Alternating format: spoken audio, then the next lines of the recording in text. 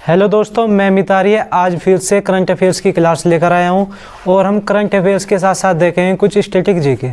जो हमारी current affairs चल रही है वे 2021 की जनवरी महीने की और इसमें कुछ फरवरी की भी है। तो आइए देखते हैं आज का पहला क्वेश्चन। तो पहला क्वेश्चन है, स्वामीनाथन जानकीरामन को मंत्रिमंडल की नियुक्ति समिति ने किस बैंक के मैनेजिंग डायरेक्टर या एमडी के रूप में नियुक्त किया। तो पूछा जा सकता है कि स्वामीनाथन जानकीरामन किस बैंक के एमडी है। तो ये है एसबीआई के, स्टेट बैंक ऑफ इंडिया। तो याद रखें किस बैंक के है, स्टेट बैंक ऑफ इंडिया के। और यहां से अगर स्टैटिक जीके की बात करें तो क्वेश्चन ये बन सकता है कि एसबीआई का पुराना नाम क्या है। एसबीआई का पुराना नाम, तो एसबीआई का जो पुराना नाम है वो है इंपीरियल बैंक।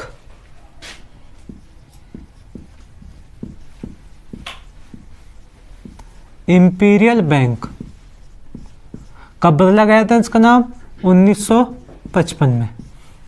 ठीक है दोस्तों, अगर यहां से ये बात करें कि इंपीरियल बैंक, तो इंपीरियल बैंक से नाम बदल के क्या हुआ, SBI, state bank of India.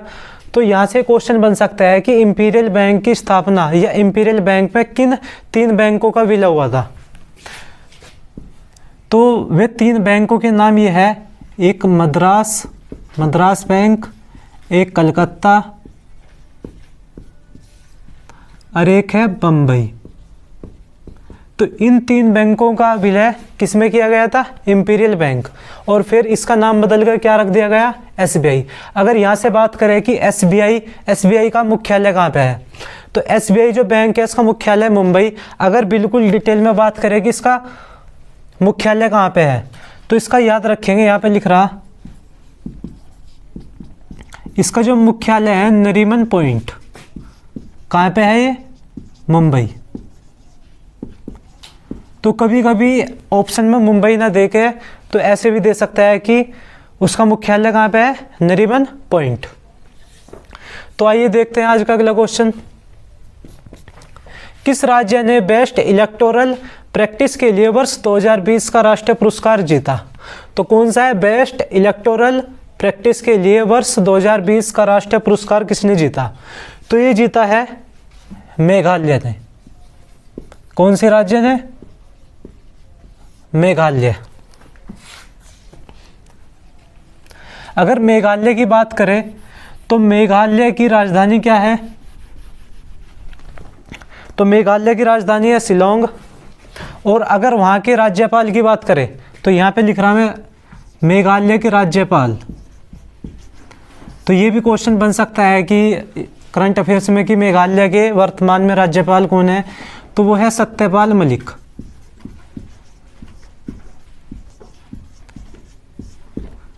कौन है, सत्यपाल मलिक। अगर वहां के सीएम की बात करें,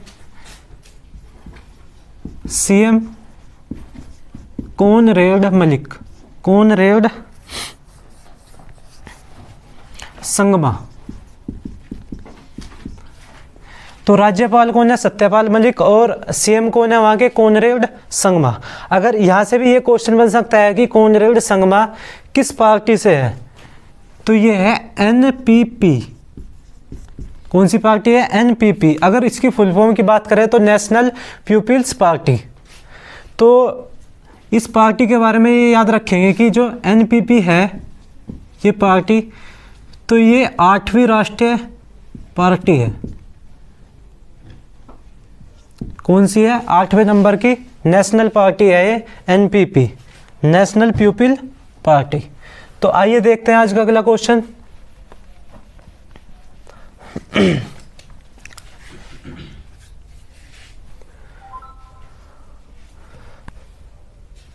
हाल ही में इकोनॉमिस्ट इंटेलिजेंस यूनिट द्वारा जारी एशिया प्रशांत व्यक्तिगत स्वास्थ्य सूची में भारत का कौन सा स्थान दिया गया।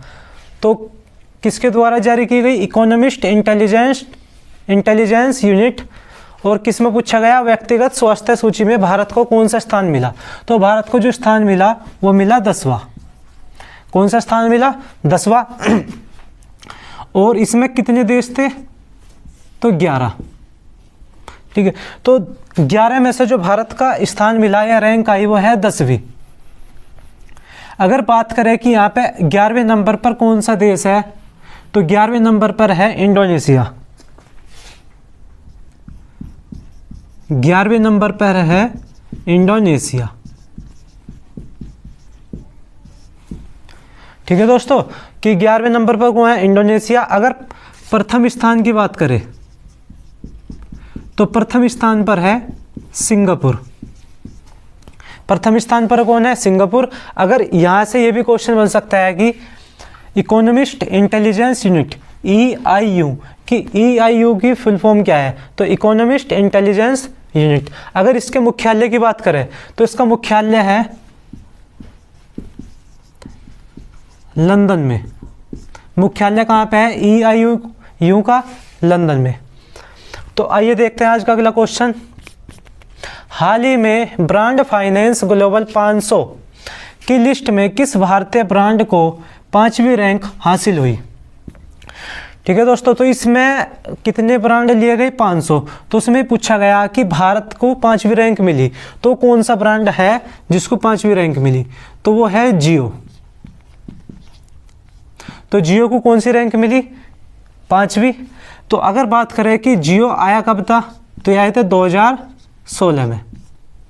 कब? 2016 में। अगर इसी क्वेश्चन में बात करें कि पहले नंबर पर रैंक किसे मिली, तो फर्स्ट नंबर पर कौन सा ब्रांड है?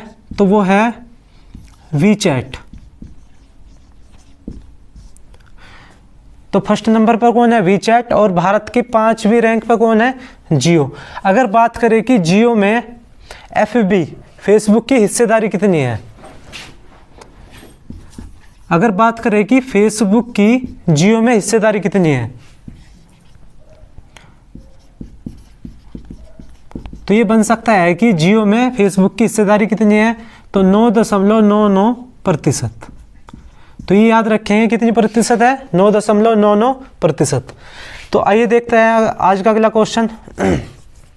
हाल ही में जारी भ्रष्टाचार धारणा सूचकांक, कौन सा सूचकांक है? भ्रष्टाचार धारणा सूचकांक 2020 में भारत को कौन सा स्थान दिया गया? तो इसमें जो भारत को स्थान मिला वो मिला 86वां। कौन सी रैंक है भारत की? 86वीं। तो बात करें कि कितने देशों में है? 180 देशों में भारत की रैंक कितनी है? 86वीं। अगर बात करें कि इससे पिछले साल में कितनी थी भारत की रैंक, तो वो भारत की रैंक थी 80वीं। अगर इससे पिछले की बात करें तो रैंक कितनी थी? 80। और अब की बात करें तो कितनी है? 86। अगर बात करें कि इसमें प्रथम स्थान पर कौन है कि भ्रष्टाचार धारणा सूचकांक 2020 में प्रथम रैंक किसकी है, तो ये है न्यूजीलैंड,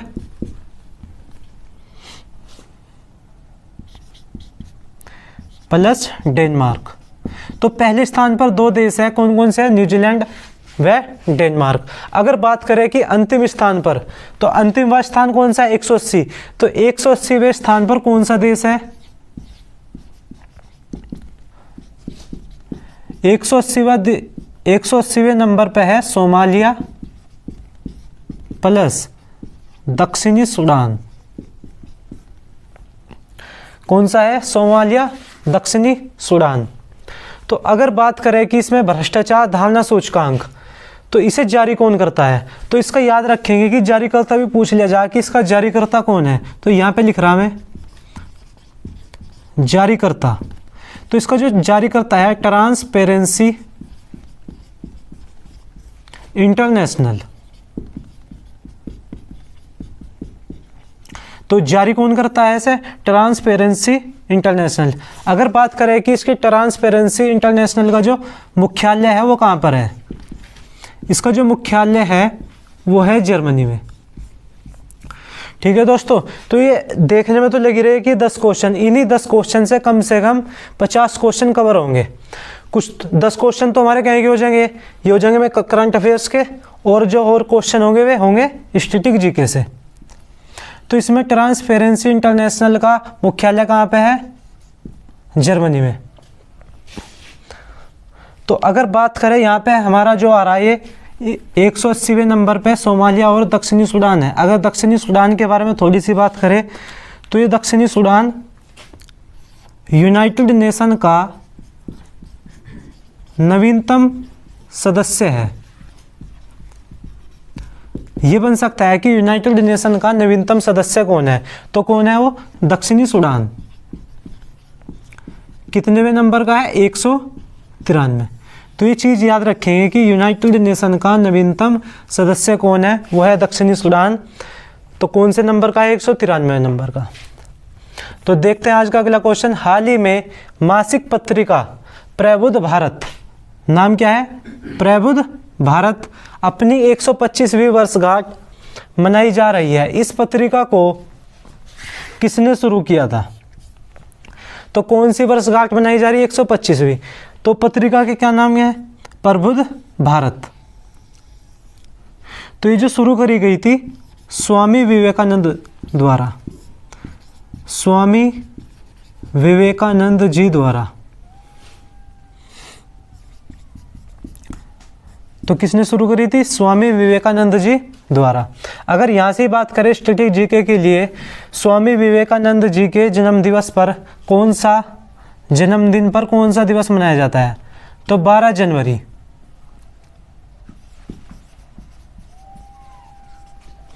12 जनवरी को मनाया जाता है राष्ट्रीय युवा दिवस।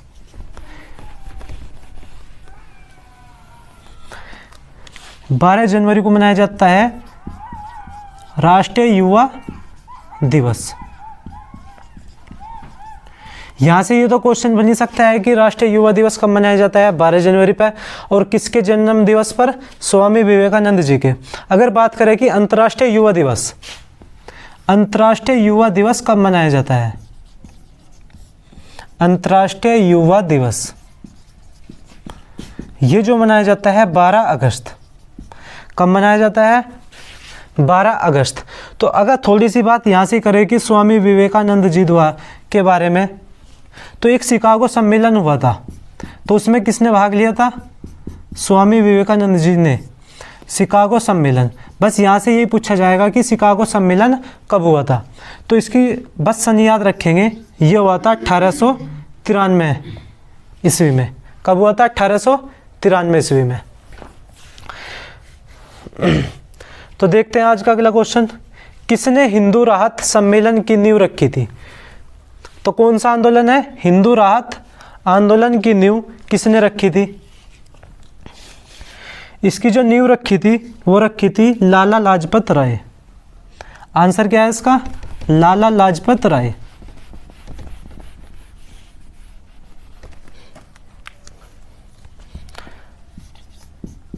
लाला लाजपत राय। ठीक है, तो पूछ लिया जाएगी कब रखी गई थी। इसकी नींव रखी गई थी हिंदू राहत आंदोलन की 1897 ईस्वी में। कब रखी गई थी? 1897 ईस्वी में। तो इसलिए पूछा गया कि हिंदू राहत आंदोलन की नींव, क्योंकि जो लाला लाजपत राय जी का जो जन्म हुआ था वो हुआ था 28 जनवरी 1865 में। ठीक है, कब हुआ था? 28 जनवरी 1865 ईस्वी में। तो देखते हैं आज का अगला क्वेश्चन। किस देश के बासमती चावल को जीआई टैग मिला? तो किसको मिला? किसके ऊपर? बासमती चावल के लिए जीआई टैग मिला, ग्राफिकल इंडिकेशन। तो ये मिला पाकिस्तान को। याद रखेंगे, आ सकता है कि बासमती चावल के लिए जीआई टैग किसे मिला? तो मिला पाकिस्तान को। तो आइए देखते हैं आज का 9वां क्वेश्चन। महात्मा गांधी जी की पुण्यतिथि कब मनाई जाती है? महात्मा गांधी जी की पुण्यतिथि कब मनाई जाती है? तो मनाई जाती है 30 जनवरी को। 30 जनवरी। और 30 जनवरी के नाम, 30 जनवरी को ही एक दिवस मनाया जाता है, वो जो मनाया जाता है शहीद दिवस। तो क्वेश्चन यहाँ से ये बन सकता है कि शहीद दिवस कब मनाया जाता है, तो मनाया जाता है 30 जनवरी। कब मनाया जाता है? 30 जनवरी। तो जो गांधी जी की हत्या की गई थी तो कब की गई थी? 30 जनवरी 1948। कब हत्या की गई थी? 30 जनवरी 1948। और किसने की थी? नाथूराम गोडसे। नाथूराम गोडसे। ठीक है दोस्तों, यहाँ से यही बनेगा कि 30 जनवरी को कौन सा दिवस मनाया जाता है? शहीद दिवस। और गांधी जी की जो हत्या की गई थी वो कब की गई थी? 30 जनवरी 1948 को। और किसने की थी? नाथूराम गोडसे ने। तो आइए देखते हैं आज का लास्ट क्वेश्चन। हाल ही में पर्यावरण, वन और जलवायु परिवर्तन मंत्रालय ने मरीन मेगाफोना स्ट्रेडिंग गाइडलाइंस के साथ किस एक्शन प्लान का दस्तावेज जारी किया? तो इसका जो आंसर है वो लिख लेंगे। इसका जो आंसर है वो सब पर लिख रहा है यहाँ पे।